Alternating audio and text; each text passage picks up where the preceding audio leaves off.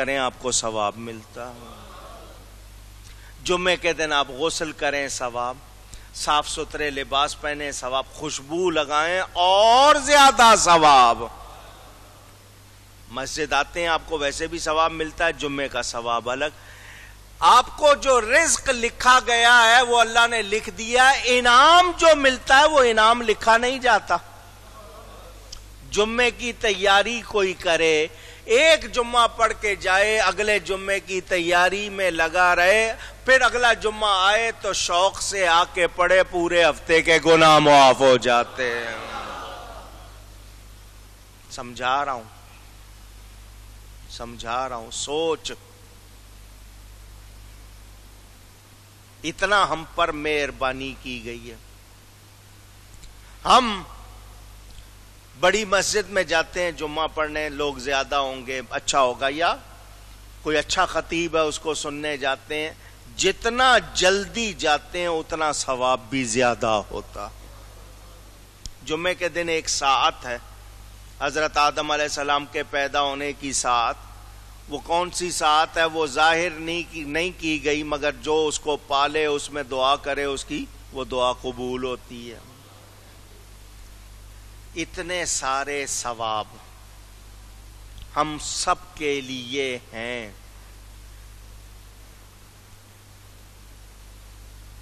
ہم اس کے باوجود اس کا شوق نہ رکھیں، اس میں دلچسپی نہ لیں. کمزوری ہماری ہے، محرومی ہماری ہے یا کسی اور کی ہے؟ پوچھ رہا ہوں.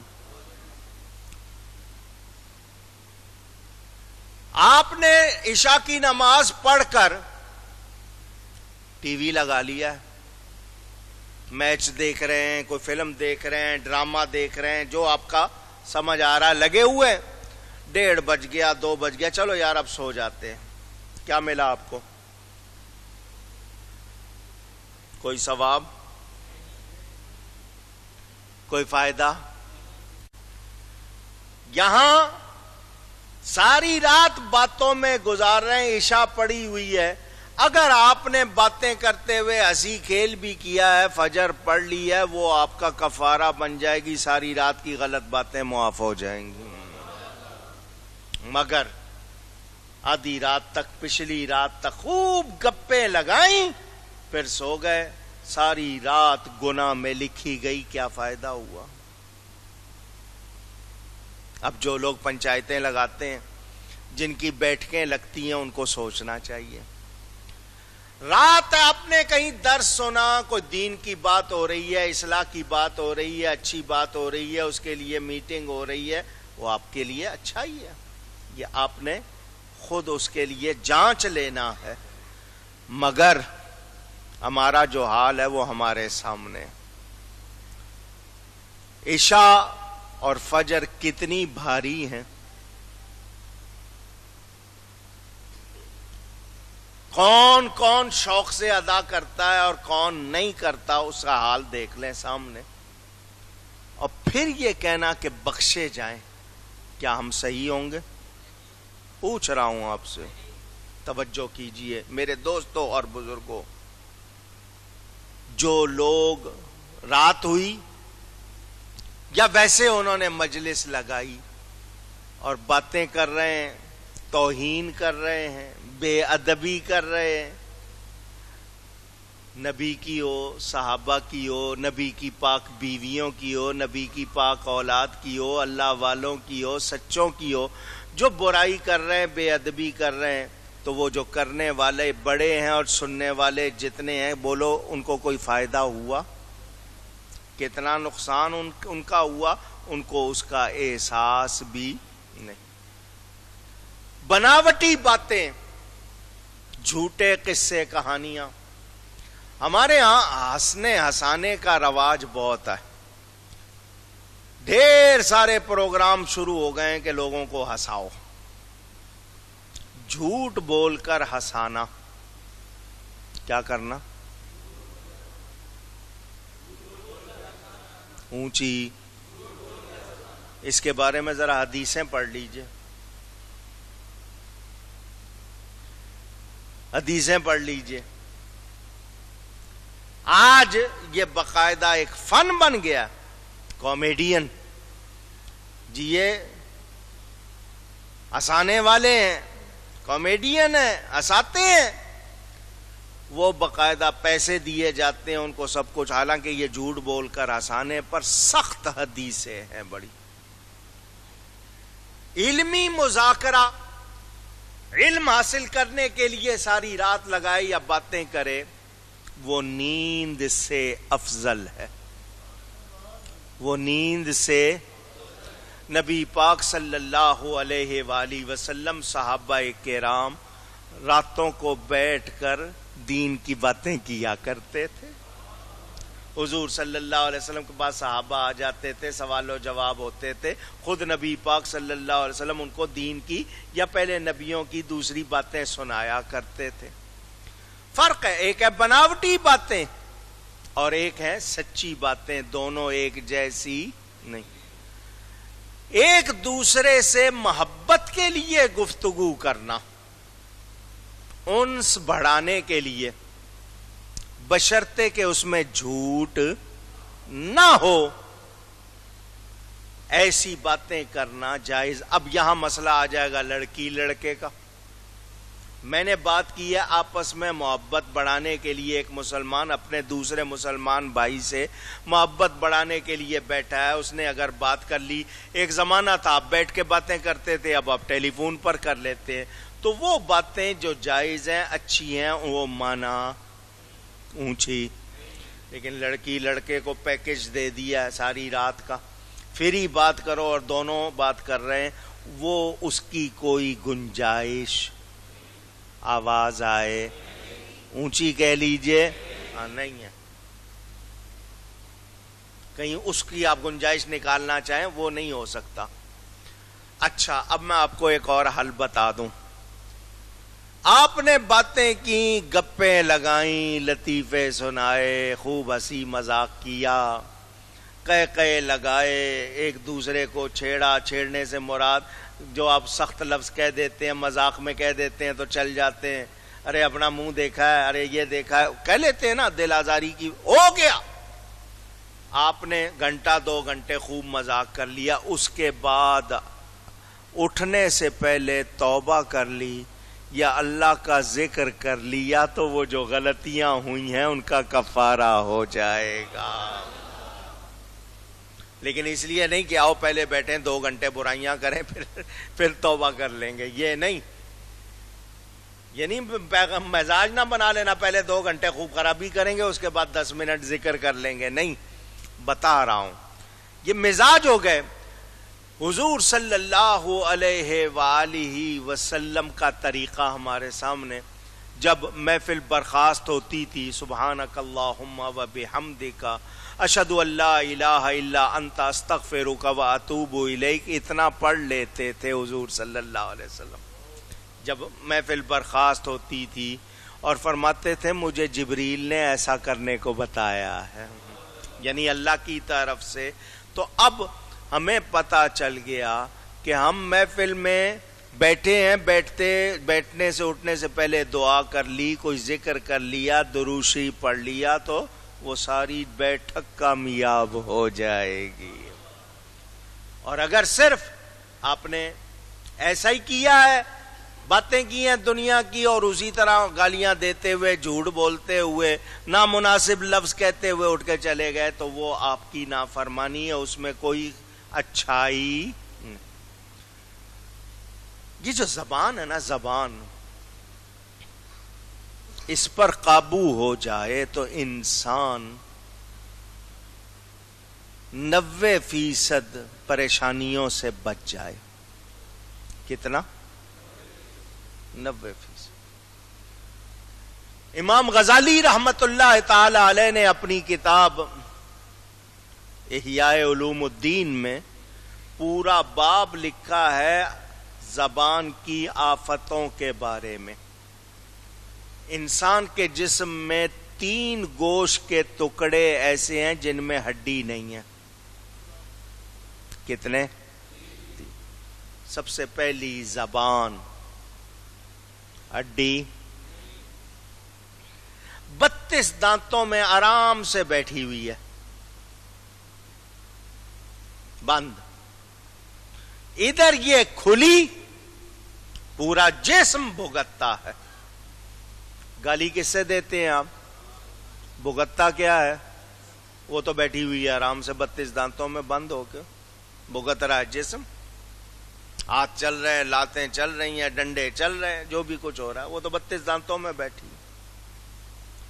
حدیث شریف میں آتا ہے سارا جسم صبح زبان کے سامنے جیسے ہاتھ جوڑتے ہیں نا، اگر تو ٹھیک رہی تو ہم ٹھیک رہیں گے، اگر تو ٹھیک نہیں رہی تو ہم ٹھیک نہیں رہیں. اس زبان پر کنٹرول ہونا چاہیے. آپ کہیں گے باقی جسم کے 2 ٹکڑوں کا بھی بتا دوں جن میں ہڈی نہیں ہے. دوسرا ہے دل، تیسری شرمگاہ. یہ 3 انسان کے جسم کے حصے جن میں ہڈی، اور انہی کو قابو رکھنا سب سے زیادہ مشکل. اور میرے پیارے نبی پاک صلی اللہ علیہ وسلم نے فرمایا جو ان تینوں کو قابو میں رکھے گا قیامت کے دن میرے ساتھ ہوگا. ہم سے زبانی قابو نہیں ہوتی. یہ زبان ایسی جیسے لیڈر، قوم کا لیڈر بولتا ہے، قوم باقی ساری رعایا، وہ بول کے بیٹھ جاتا ہے، اندر رعایا بھگت رہی. اسی طرح یہ زبان یہ بول کے 32 دانتوں میں بیٹھ جاتی ہے، جسم پورا رعایا ہے، وہ بھگت رہا. تو اس کو صحیح رکھنا ہے، اس کو قابو ہو، کیا بولنا ہے کیا نہیں. اب میرا جملہ سن لیں، فضول گفتگو سے خاموش رہنا بہتر ہے. فضول بولنے سے آواز آئے اور اچھی گفتگو کرنا خاموش رہنے سے بہتر.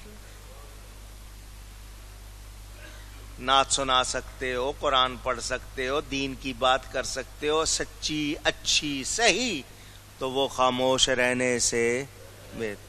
اور فضول بات کرنے سے بہتر ہے خاموش رہا جائے. سمجھ آ گئی؟ اونچی اور سناؤ بھائی. اور کیا ہوا؟ ہم یہ کرتے ہیں یا نہیں؟ کیا ہے یہ سب فضول؟ بھائی ہو گئی بات کام کی، اور سناؤ. پھر ادھر ادھر سے جوڑ کے اور باتیں لمبی کرتے جا رہے ہیں، اس میں بات بگڑتی چلی جاتی ہے. کوئی نہ کوئی لفظ آ جاتا ہے اور پھر بحث اور پھر لڑائی اور پھر پتہ نہیں کہاں تک پہنچ جاتے ہیں. تو یہ زیادہ بولنا اچھی بات، ہاں قرآن پڑھتا ہے، دین کی بات کرتا ہے، وہ جتنا زیادہ بولے وہ کوئی حرج نہیں. لیکن فضول گوئی اچھی چیز اونچی گئی ہے.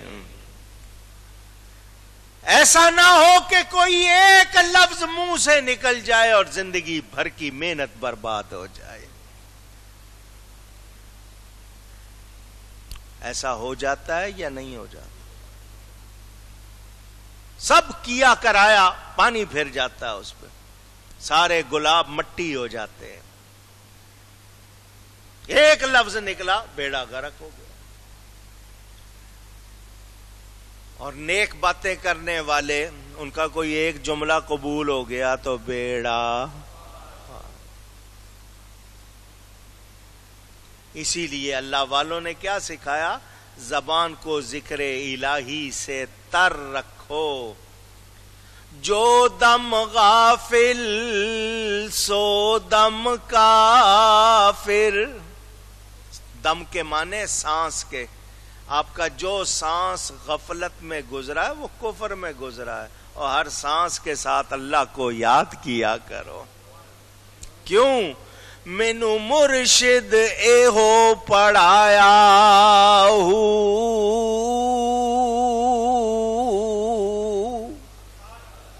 مجھے استاد نے یہی سبق دیا ہے. کوئی بھی سانس غفلت میں گزارنا نہیں. چپڑ چپڑ ادھر ادھر کی باتیں سارا دن رات کرتے رہتے ہیں، درود شریف پڑھتے نہیں، قرآن پڑھتے نہیں، نیکی کی باتیں پڑھتے نہیں. ناول پڑھنا ہو، اخبار پڑھنا ہو، 2 گھنٹے 4 گھنٹے پڑھ لیں گے، دین کی بات آئے گی، نہیں کپڑے ٹھیک نہیں ہیں، پاک نہیں ہوں، سستی ہے، ہم ادھر ادھر کے بہانے کرتے ہیں۔ اب جو قرآن پڑھتا ہے وہ کس سے باتیں کرتا ہے؟ اونچی، اللہ کے برابر کوئی نہیں، اس کے مثل کوئی نہیں، اس سے بڑھ کر تو کوئی اگر یہ باتیں کرے، مثل نہیں ہے تو برابر نہیں ہوگا، برابر نہیں تو بڑھنا تو سوچا ہی نہیں جا سکتا، برابر بھی نہیں ہے، مثل بھی نہیں ہے، یہ بھی نہیں سوچا جا سکتا۔ تو اللہ سے باتیں کرنے کی بجائے کسی اور سے کریں تو سمجھداری ہے؟ اونچی، مسجد میں آئے ہیں، اللہ کا گھر ہے، اللہ کی حضوری میں آئے ہیں، اور دھیان رکھیں دوسروں کی طرف، سمجھداری ہوگی؟ اسی لیے کہتا ہوں نا، جو لوگ مسجد میں آ کے بھی فون بند نہیں کرتے، کیا کرتے ہیں وہ؟ ان کو دھیان ادھر ادھر کا رہے تو پھر کیا ہوا؟ ارے یہی تو وہ لمحے ہیں جو کام آئیں گے، جو دین میں گزرے، درود و سلام میں گزرے، ذکر الہی میں گزرے، تسبیح میں گزرے، تحمید میں گزرے۔ سوچیں، غور کریں تو گفتگو کیسی ہونی چاہیے اور کیا حال ہونا چاہیے، ہمیں اس کا خیال رکھنا چاہیے۔ اسی لیے کہنے والے کہتے ہیں وہ کام نہ کرو جس سے زندگی کی محنت بولنے میں ہے، لکھنے میں۔ قلم ہے ہاتھ میں، اس قلم کو پکڑ کر سچ لکھو، اچھا لکھو، نیکی لکھو، اسی قلم سے چاہے گالی لکھ دو تو آپ نے اچھا لکھا ہے تو آپ کو جزا کے مستحق، آپ نے گالی لکھی ہے، جھوٹ لکھا ہے، غلط لکھا ہے، سارا وبال آپ پہ۔ آپ نے ایک لفظ غلط لکھ دیا، آپ کی اچھائی کتنی ہوں گی لکھی ہوئی ضائع ہو جائیں گی یا نہیں ہوں گی؟ اونچی گئی ہے، پوچھ رہا ہوں میں اور آپ غور کریں، یہ ہماری زبان کیا کرتی ہے، یہ ہمارے ہاتھ کیا کرتے ہیں۔ ما قصہ سکندر و دارا بخاندہ ایم، از ما بجز حکایت مہر و وفا ما پرس۔ یہ قصے پڑھنے والوں، یہ قصہ سکندر دارا پڑھا ہے سب نے، مگر ہم سے بات کرنی ہے تو مہر و وفا کی بات کرو، نبی سے محبت کتنی ہے، دین سے وفا کتنی ہے۔ بات کرنی ہے تو یہ کرو۔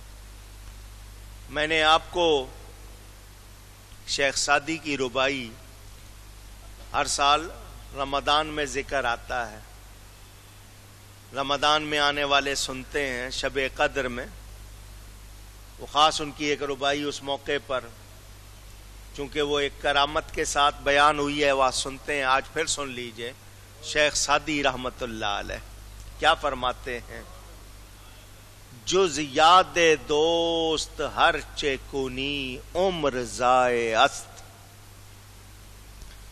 جز یاد دوست ہر چے کنی عمر ضائع است،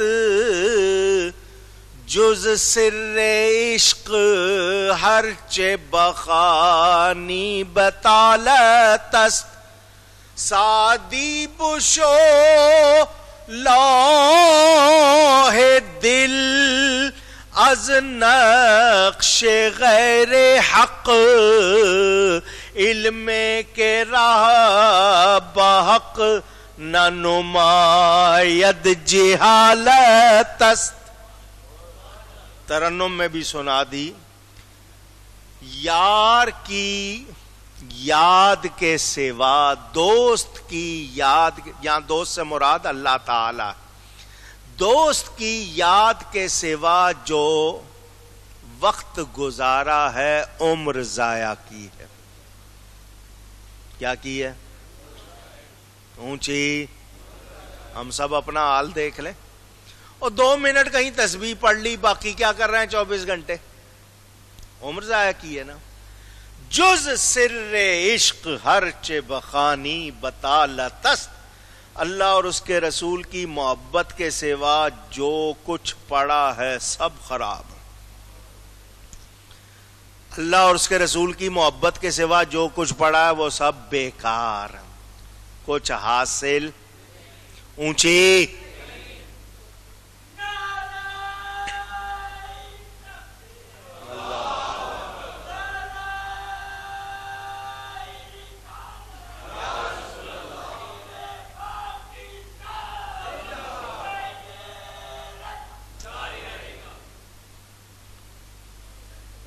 بیکار ہے وہ. آپ کہیں گے جی ہم سائنس پڑھتے ہیں, ہم میتھمیٹکس پڑھتے ہیں, اگر اس کو پڑھ کے دین کی خدمت کی ہے تو یہ بہت اچھا ہے. اس کو پڑھ کے تم نے دین میں اور زیادہ کمال حاصل کیا تو اچھا ہے. مثلا ایک آئٹم کا ذکر پڑا سائنس میں, آپ نے فزیالوجی, کیمسٹری, بایولوجی, جو بھی کچھ پڑھا ہے, اس کو سمجھ کے اللہ کے جلووں پر آپ کے اللہ کی محبت اور بڑی ہے, میرا رب کتنا شان والا ہے, قدرت والا ہے. آپ نے دین کو اور زیادہ سمجھا ہے تو وہ پڑھنا کام کا ہے, اور اس کو پڑھ کے آپ کو رب کی یاد بھی نہیں آئی تو بیکار ہے یا نہیں؟ پوچھ رہا ہوں. یہ نہ سمجھنا کہ میں وہ پڑھنے سے منع کر رہا ہوں. کتنوں نے پڑھا اور پڑھ کے رب کو جانا, ایک ایک ذرے سے رب کی پہچان حاصل کی, رب کی قدر اور بڑی, وہ بہت اچھی بات ہے. اللہ خود فرماتا ہے تدبر کرو, غور و فکر کرو, پہچانو, ہر چیز اللہ کا پتہ دے رہی ہے. اور جس نے اس آئٹم میں اتنی شان رکھی ہے, میرا رب کتنی شان والا ہوگا. جڑی بوٹیوں پہ تحقیق کر رہے ہو, اس میں یہ ہے, اس میں یہ ہے, تو رب کو پہچانو نا. تو وہ پڑھ کے رب کی قدر بڑے, بہت اچھی بات ہے, اور رب کی طرف دھیان ہی نہ جائے تو بولو کسی کام کا ہے وہ؟ پوچھ رہا ہوں. انگوٹھے کا نشان, تھم امپریشن, جس کو دستخط نہیں کرنے آتے کیا کہتے ہیں؟ کیا لگا ہے؟ انگوٹھے کا نشان. کیوں؟ ان لوگوں نے تحقیق سے دیکھ لیا, دنیا بھر میں نہیں, ایک گھر میں بھی ایک آدمی کے انگوٹھے کا نشان دوسرے سے نہیں ملتا. کتنی آبادی ہے دنیا کی؟ 6 ارب سے زیادہ. کتنی؟ 6 ارب سے زیادہ, مور دین 6 بلین. اس رب نے اتنے یہ بنائے ایک کا دوسرے سے